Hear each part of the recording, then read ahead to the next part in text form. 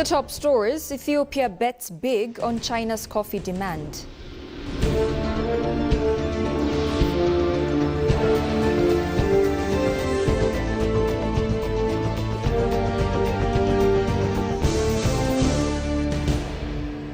And Ethiopia forces shift to clean mobility.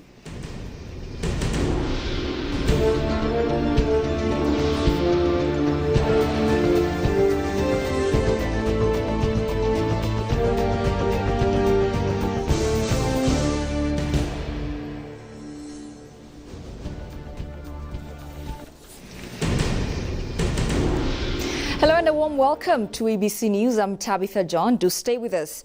Ethiopian President Taye Atske-Selassie affirmed a strong commitment to expanding Ethiopia's cherished coffee market in China.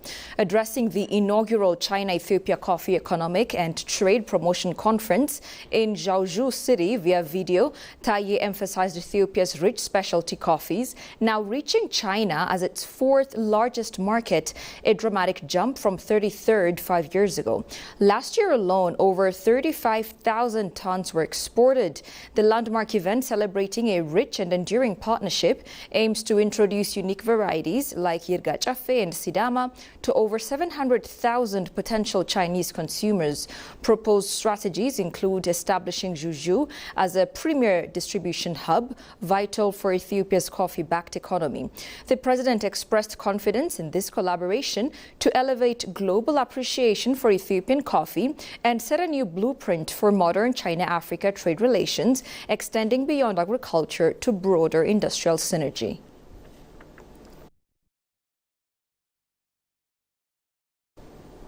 Ethiopia is undergoing a historic green transport transformation, according to Minister of Transport and Logistics, Alemu Sime. Speaking at the second Ethio Green Mobility Week 2025, Sime declared green transport an obligation, not a choice, amid rising climate change impact and soaring oil prices. The ministry has implemented decisive policy measures banning old vehicle import and actively promoting electric vehicles and renewable energy in rail transport. Electrifying public transport is a central focus. These globally exemplary initiatives, including corridor development and multimodal electric transport expansion, are realizing Ethiopia's national transport and logistics policy. They align directly with the nation's ambitious Green Legacy program, driving a climate-resilient economy. They align directly with the nation's ambitious Green Legacy program, driving a climate-resilient economy. The ongoing exhibition and forum aim to integrate international experiences, inspiring further advancements in this vital sector.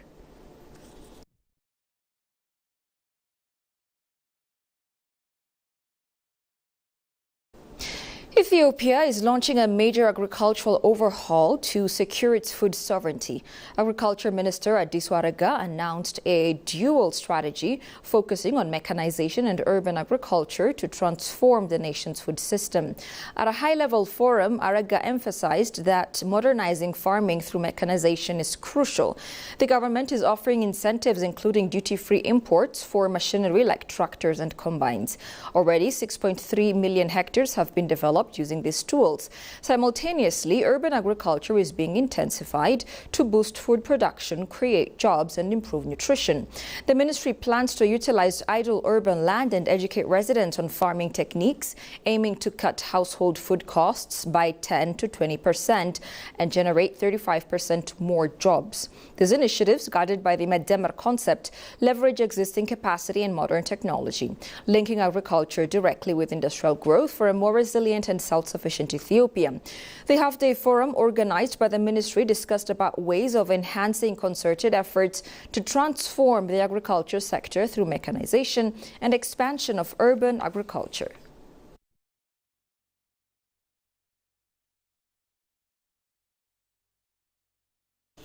And finally, South Sudan's Minister of Livestock and Fisheries has called on Horn of Africa nations to deepen regional cooperation on livestock development and climate resilience, citing Ethiopia as a practical model for confronting shared environmental threats.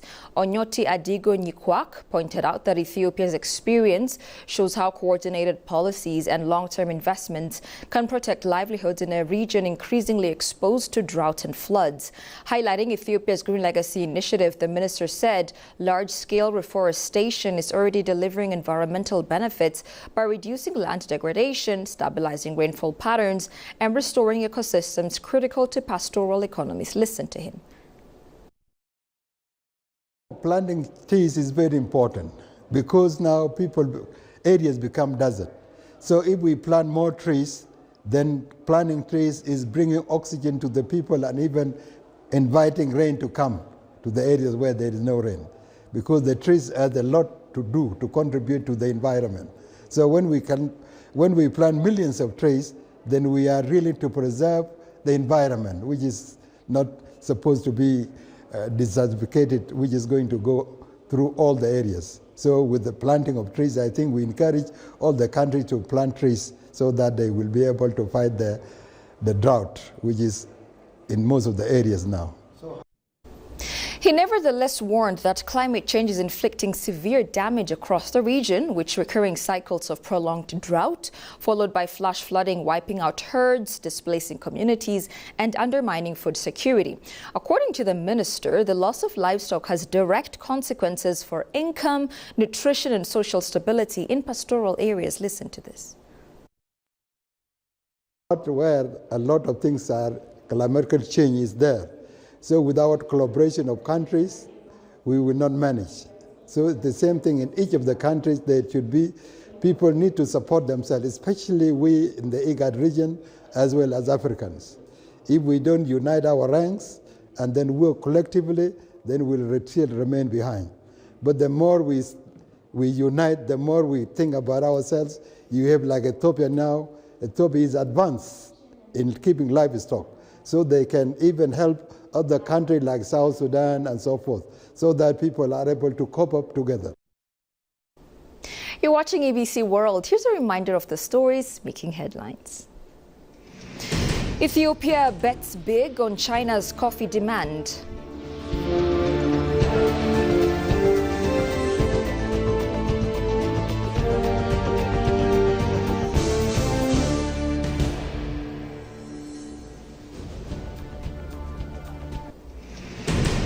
And Ethiopia forces shift to clean mobility.